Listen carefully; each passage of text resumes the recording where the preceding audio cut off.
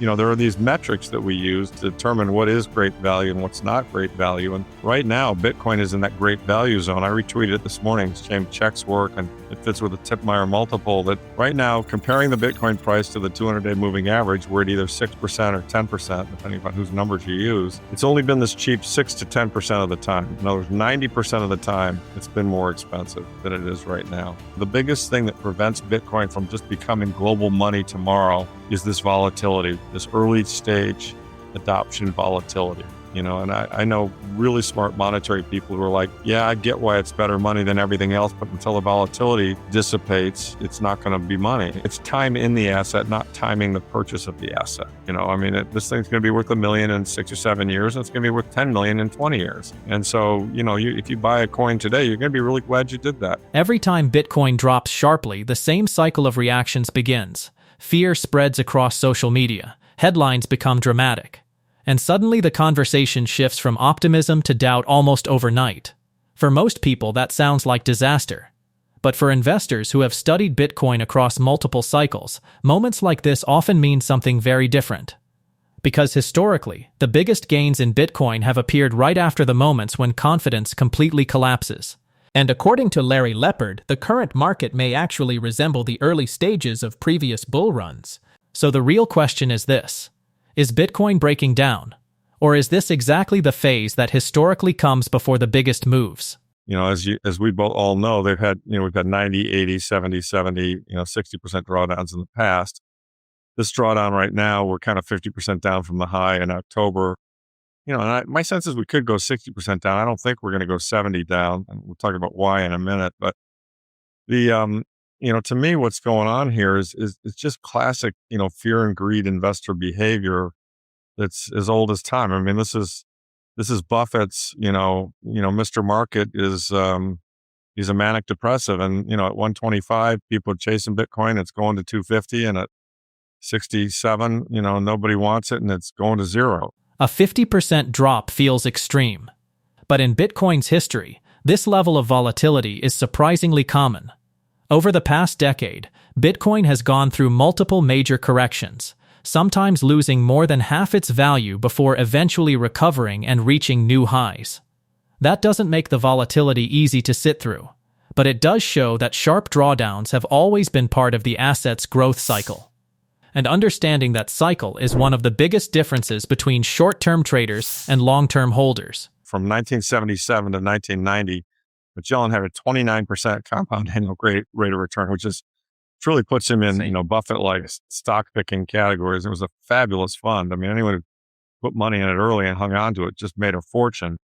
And Fidelity actually went back and studied all their customers and holders of the Magellan Fund, and they found that 50% of the people who at one point held the Magellan Fund did not make any money. They made zero money. And the average return for the average person who invested in the Magellan Fund was 7%. So let's just think about how that happened. The ones who didn't make any money, they chased the Magellan Fund when it was doing well. They're like, this is great, I got to buy it. And they were chasing the high. And then when it turned down, they're like, oh my God, I made a mistake. I got to sell it, right? And everybody, it turns out, did so, or not everybody. On average, most people did some version of that, because if you had bought it in the beginning and held it to the end, your compound IRR would have been 29%. There's actually a famous example from traditional finance that explains why most investors struggle with this. Peter Lynch ran the Fidelity Magellan Fund between 1977 and 1990 and achieved extraordinary results, roughly 29% annual returns. But when Fidelity later analyzed investor behavior, something surprising appeared. The average investor earned only about 7%, and around half of them made no profit at all. The reason wasn't the investment, it was human behavior. Investors bought after prices had already gone up and sold when markets dropped. In other words, they reacted emotionally instead of strategically. And that same pattern appears again and again in Bitcoin markets. There are these metrics that we use to determine what is great value and what's not great value. And right now, Bitcoin is in that great value zone. I retweeted it this morning. Same checks work, and it fits with the Tipmeyer multiple that right now, comparing the Bitcoin price to the 200-day moving average, we're at either 6% or 10%, depending upon whose numbers you use. It's only been this cheap 6 to 10% of the time. In other words, 90% of the time, it's been more expensive than it is right now. When analysts look beyond daily price swings, several models attempt to estimate Bitcoin's long-term valuation. One of them is the MVRV ratio, which compares Bitcoin's current price to the average acquisition cost of coins across the network. Historically, this ratio helps identify when Bitcoin is either overheated or deeply undervalued. Right now, the ratio sits in one of the lowest ranges seen across multiple cycles. That suggests Bitcoin may currently be trading near historically cheap levels. Another model, often called the Bitcoin power law, tracks Bitcoin's growth using logarithmic scaling across time. And according to that trend, current prices appear well below the long-term trajectory. And I've been buying MicroStrategy as well, in size actually in both of those buys, just because gold and silver have taken off. And to me, what they're saying is, the big print's coming. The Fed's going to have to, debase the currency. And I think it's interesting they picked this guy Warshue's a hawk. I mean, it's a brilliant political move. Pick a hawk to do something really dovish. And they got him to buy in on he's going to have to be dovish. But because he's a hawk, he'll be able to sell it, right? And so that's coming, and gold and silver smell it. And Bitcoin's just on this lag program like it was in 2020. I've said this in other pods, I'll say it again. I mean, in 2020, I remember it very well because I own both Bitcoin and a lot of gold and silver, as most people know. And in 2020, when Powell pivoted and then, gold took off, it went up 50%. And from, I don't know, I think it was 1,200 around 2,000 back at the time. And all this, and gold stocks went up a lot. I thought did well. We were all feeling great. And Bitcoin was just bumping along between 5 and 9, kind of averaging 7. And then all the liquidity hit. Powell grew the balance sheet from, 3 trillion to something trillion to, 9 trillion. It's just crazy. And it all came flowing into the system that summer. In October, Bitcoin went from 10 to 60. X.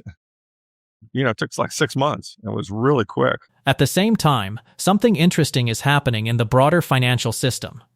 Gold has been rising. Historically, gold often moves first during periods when investors start worrying about currency debasement or expanding money supply. A similar pattern happened in 2020. Gold surged early while Bitcoin moved sideways. But once global liquidity expanded dramatically, Bitcoin followed with one of the fastest rallies in its history. Some analysts believe today's environment may be showing similar early signals. We're going to go from 50 or 60 or 70 to 240 or 300 or some big number. Well, they're going to print a lot this year. I mean, they're already they started printing. I mean, they pivoted, right? They were tightening, then they stopped. Now they've got this reserve management program, which I think that's hilarious. It's just rebranding QE, right? They're saying, well, the banks need some reserves, so we're going to inject $40 billion a month in. Well, of course, that's going to have to grow. And that's just a mathematical fact. That's not, some, opinion. That's just mathematically proven that they will have to grow the money supply or the bank reserves. Did you say 40 billion a month? Yeah, they're doing 40 billion a month, which is 480 a year, which Lynn has called the gradual print, playing off my book. And I'm like, yeah. And I responded to her on Twitter. I said, yeah, Lynn, but gradual can become big. And that's what I think is going to happen. Recent central bank policy decisions have also drawn attention from market observers. Programs designed to stabilize the banking system effectively inject liquidity into financial markets. And historically, when liquidity expands, scarce assets tend to perform well. Assets with limited supply, like gold, commodities, and Bitcoin, often attract capital during those periods. Because when money becomes easier to create, scarcity becomes more valuable. Larry, of that meme that's going around, the cartoon, and it shows 2 desks of people selling Bitcoin. Yeah, right. And one desk has 135,000, and there's just people all around it in line to buy it. And the next to the right shows 60,000, and there's one guy, right, in line buying Bitcoin. Well, and it's crazy. It's human nature. We're hardwired to herd, right? I mean, and there's a reason for that. Probably back in the ancient days, some animals coming to eat you, and it's like people start running. Everyone doesn't even know why they're running, but they're like, shit, they're running. I better run too. Get on the track. Yeah. And so, it's going crazy and greed takes over and, oh my God, I gotta chase it. Well, then the opposite emotion is, it's going to zero and Bitcoin's dead and I mean, we've had which we've heard 100 times. Yeah, we've had no end of the FUD stories. I mean, they've been terrible. I mean, in fact, there was a good pod I just listened to it. The quantum FUD. I mean, Preston and some others were on. I think Jeff Booth was on it. The quantum FUD was just outrageous. I mean, Bob, I'm sure you agree with me on that. I mean, there's a little bit more substance to the governance FUD. The op return stuff and the core people not really understanding that it's money. But actually, I think we had a really good development this past week on that, or I guess it was last week, when on the strategy call, Michael said, we're going to try and take a leadership role in, the governance of core and contributing to what the proper way is to evolve this protocol over time, because we've got such a big stake in it. And frankly, it's going to take that. It's going to take the BlackRocks and the strategies of the world to say, hey, this is a really important asset. We're going to protect it. And so to the degree that changes are made in it on a go-forward basis, we're going to weigh in on it. And honestly, strategy's got more to lose than anybody else if it doesn't work. So I'm willing, and Michael seems to be an honest actor and a very smart guy. I think it's a huge positive that he's weighed in on this and said, we're going to stand up and take a leadership role in this area. So, and to me, there's a lot of people who are scared of that too, though. I know they are, but they shouldn't be. I mean, and I think, and I think he's a stand-up guy too. And to me, that was really that's the one piece of FUD that I could see, central banks and sovereign wealth funds still being concerned about, who really governs this thing. But I think that piece, just like every other piece has been dealt with over time, I think that piece will be dealt with too. The things we feared, block size stuff, all the other stuff. I mean, there's been a lot of FUD along the way, and it just kind of tends to get resolved. Your emotions are your enemy in investing. And the older you get, the more cycles you see, the more you realize that. And that's where us older Bitcoiners can maybe provide some comfort and just perspective to some of these younger people who, I get it. They've got a lot in it. They've really made a bet on it. They believe in it, but they're looking at it now and they're saying, hey, hang on a second. Is this broken? And my answer is no, not at all. I mean, which is not to say, by the way, that it couldn't dip down. I think that Mel and I were talking about this pre-show.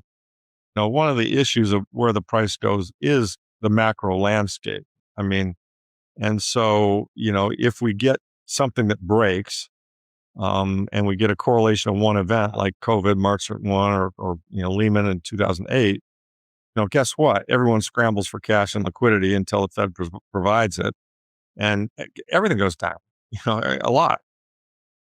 And so, I don't know what the bottom on Bitcoin in that event would be. There probably is no bottom, but my sense is I'd be very surprised if it went below 50. And so, if you're looking at it today, to buy it at 67 with a downside of, 50, it was an upside of, kind of 250 to 400 next 3 or 4 years. It seems to me like an incredibly asymmetric bet. Bitcoin has faced countless waves of skepticism throughout its history.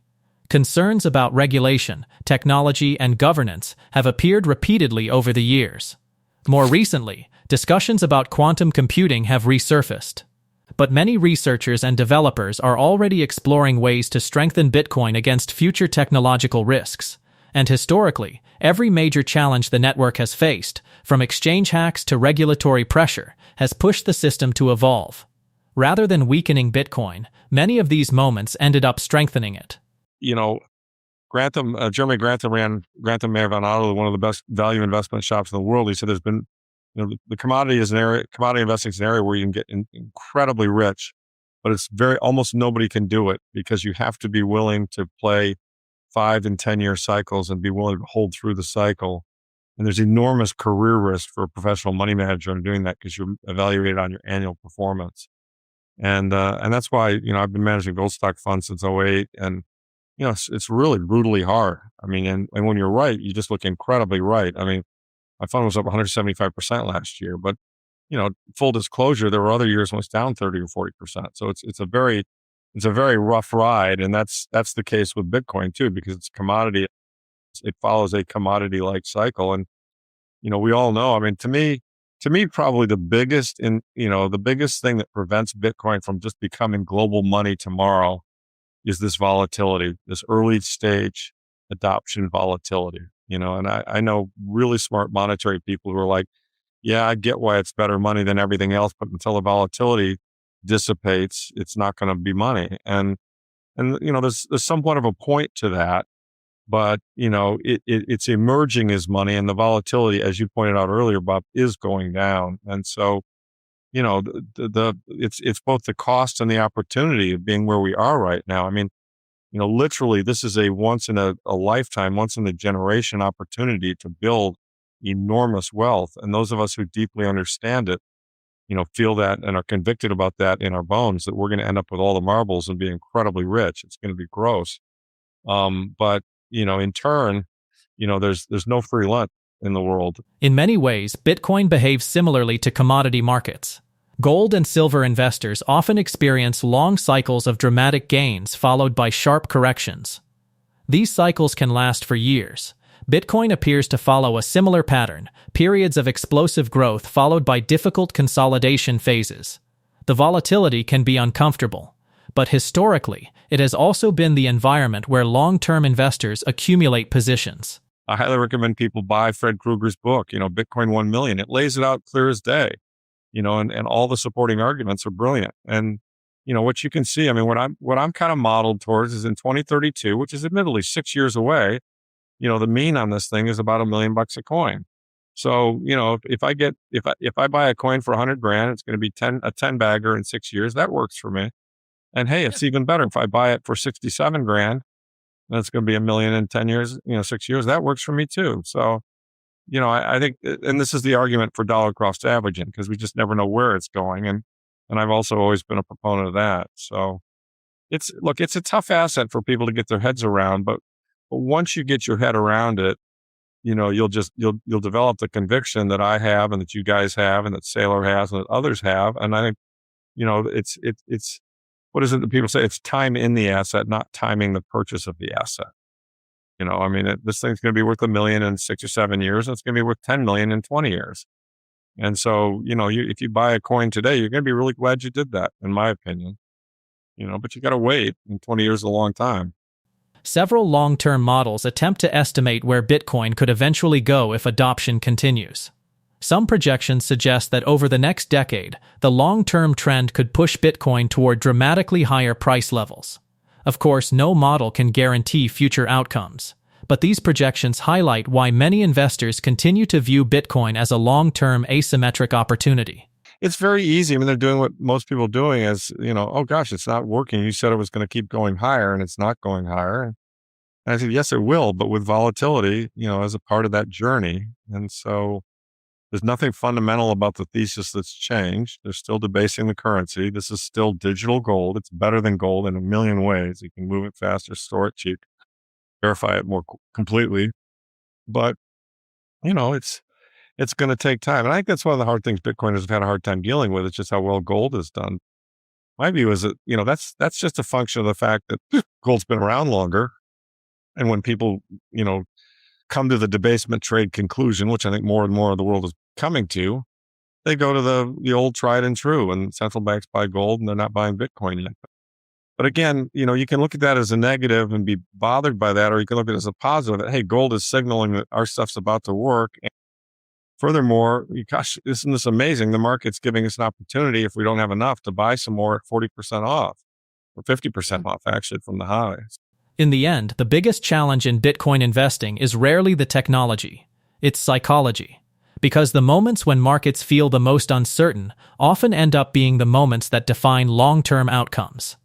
And if Bitcoin's history is any guide, periods of fear have repeatedly turned into the foundations for the next cycle. Which means the question investors face right now isn't just about price. It's about perspective.